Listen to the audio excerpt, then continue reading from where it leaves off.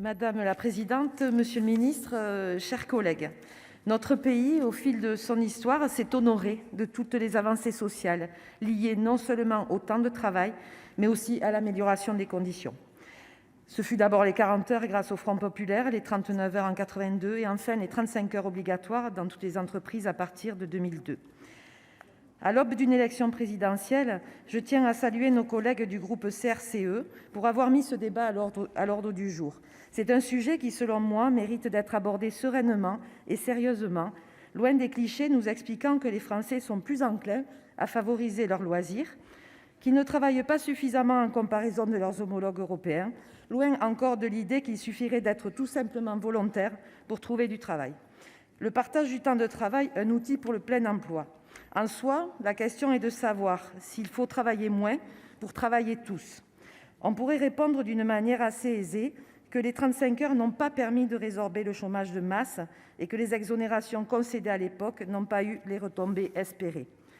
On pourrait également se dire qu'une répartition plus grande du travail permettrait une plus grande répartition des richesses, mais ce ne fut pas le cas en 2002. Dans un contexte de flambée des prix de l'essence, du gaz et de l'électricité, les Français sont-ils prêts à travailler moins pour gagner moins ? Je ne le pense pas. L'idée n'est pas de remettre en cause les 35 heures, qui sont un acquis social, mais simplement d'en faire un constat lucide. S'ils ont permis davantage de temps libre, l'effet sur l'emploi et la réduction du chômage fut très limité. Le prisme de la réduction du temps de travail, s'il n'est pas à éliminer, me paraît insuffisant pour réduire le chômage. L'un des premiers combats à mener dans une meilleure adéquation entre les besoins et l'offre, il est à l'école, dans la revalorisation des métiers manuels et de l'apprentissage. On le répète à chaque élection, il serait temps de s'y pencher. Il n'est plus possible de se satisfaire d'une France où le taux de chômage des jeunes avoisine les 20% et où, en même temps, on a des commerces qui ferment, des boulangers, des bouchers en recherche désespérée d'apprentis et des emplois non pourvus. Alors oui, ce sont souvent des métiers difficiles, aux horaires souvent décalés, mais il faut peut-être davantage informer et mieux communiquer sur ces professions de grande qualité. Un débat sur le travail nous oblige également à réfléchir à ce qu'il apporte des relations sociales, d'estime de soi ou au-delà de la rémunération. À ce titre, le combat contre le chômage de longue durée mérite d'être mené, tant il peut avoir des effets dévastateurs pour les principaux concernés.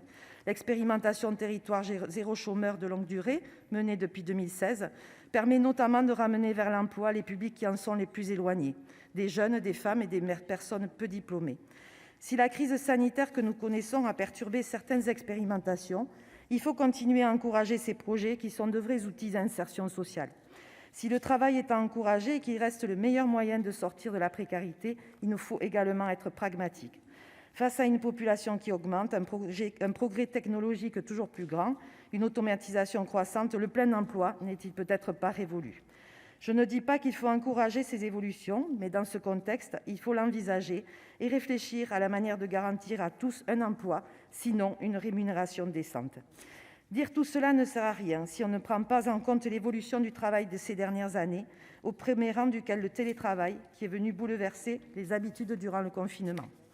Au-delà même du nombre d'heures de travail, on observe un changement de paradigme avec une approche davantage centrée sur le nombre de jours de travail, avec la mise en place dans certains pays d'une semaine de 4 jours, notamment en Nouvelle-Zélande et en Islande, où l'on constate des gains en termes de productivité et de lutte contre l'absentéisme, de quoi nourrir nos réflexions.